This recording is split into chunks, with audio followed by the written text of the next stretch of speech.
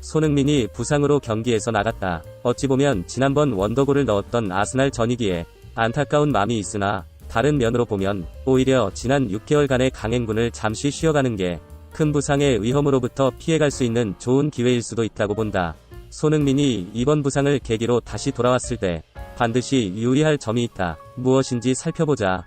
올해 손흥민은 시즌 초반 득점 1위에 오르며 처음으로 월클이라 칭해지고 리그 가장 핫한 선수로 자리매김했다.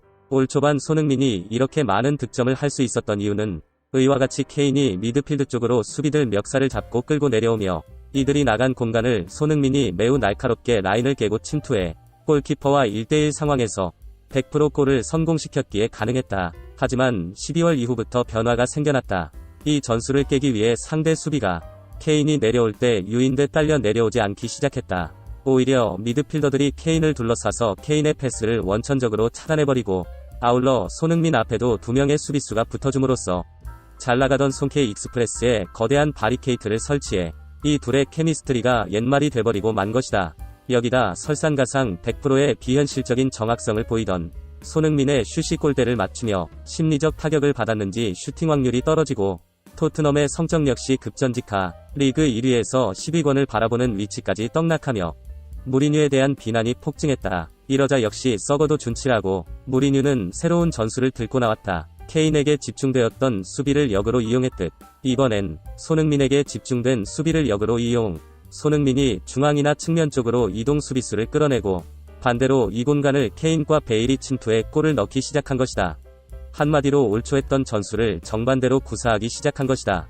이렇게 되다보니 손흥민은 슛을 할 기회가 줄어들어 최근 경기당 1.5개 내외의 슛밖에 할지 못하고 있고 본의 아니게 손덕배니 허준인이 이런 캐소리 같은 칭찬을 얼간히 기레기 유튜브들에게 들으며 꽤나 골가뭄에 시달리고 있다. 팀이 이기고 있으므로 이건 어찌 보면 무리뉴의 좋은 전술일 수도 있지만 경기당 2개의 슛도 못 쏠 정도로 손흥민에게 공격 기회가 제공되지 않는다면 손흥민 입장에서는 이 상황을 심각하게 생각해봐야 된다.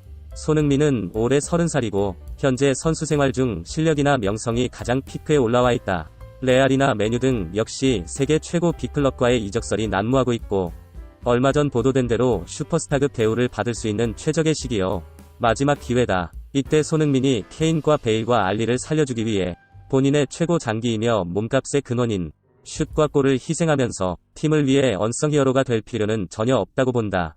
언성 히어로의 대명사 박지성은 언성 히어로의 역할을 함으로써 오히려 유명세를 쌓을 수 있는 유형의 선수였지만 손흥민은 전혀 그런 유형의 선수가 아니고 언성 히어로란 말을 자주 듣는 순간 이미 그의 가치가 떨어졌음을 알려주는 반증이라 할 수도 있다. 절대 무리뉴의 포옹과 이빠른 칭찬에 속아 케인과 베일의 도우미로 전락하면 안 된다. 알리를 봐라.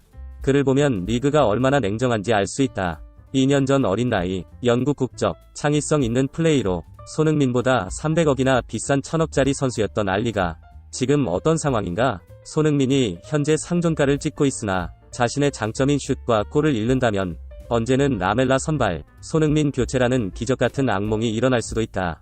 지난번부터 이야기했지만 이미 토트넘은 무리뉴와 현 스쿼드로 무엇을 이뤄낼 수 있는지 충분히 그 한계를 보여줬다. 아마도 토트넘은 챔스는 물론 유로파도 쉽지 않을 것이며 구단은 유럽 최고의 빚쟁이 구단이고 또 내년에 개선될 여지도 없으며 부채는 나날이 증가되고 있다. 유럽의 프리미엄 리그 창설 등 여러가지 주변 상황에서 길보다 흉이 압도적으로 많은 구단이다. 아마도 레비 역시 이런 상황을 알기에 올 시즌이 끝나고 케인과 손흥민을 매각하는 방향 외에는 다른 출구를 찾기는 어려울 것이다. 이런 때 손흥민이 어줍잖게 팀을 위해 희생해봐야 손흥민에게 돌아갈 것은 아무것도 없다.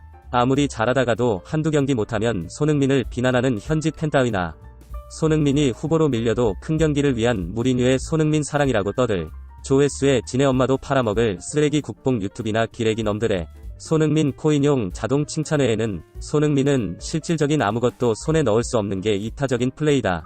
그러니 이번 부상에서 체력을 보충해 쉬고 돌아와서는 적극적으로 손흥민은 무리뉴에게 어필해 다시 슛과 골을 추가할 수 있는 자리로 돌아가야 한다.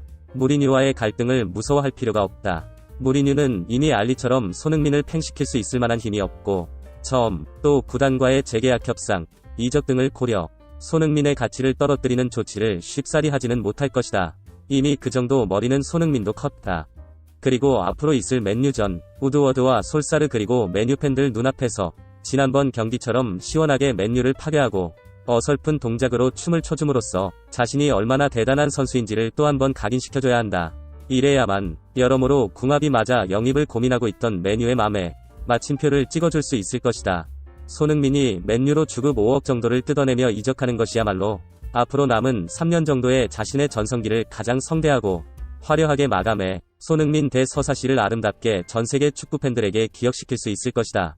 손흥민이 다시 슛과 골을 추가할 수 있게 이기적 플레이를 해야 된다고 생각하면 좋아요를, 손덕배니 언성 히어로니 따위 소리를 들으며 팀을 위해 헌신해야 된다 생각하면 싫어요를 눌러 우리 모두의 생각을 확인해보자.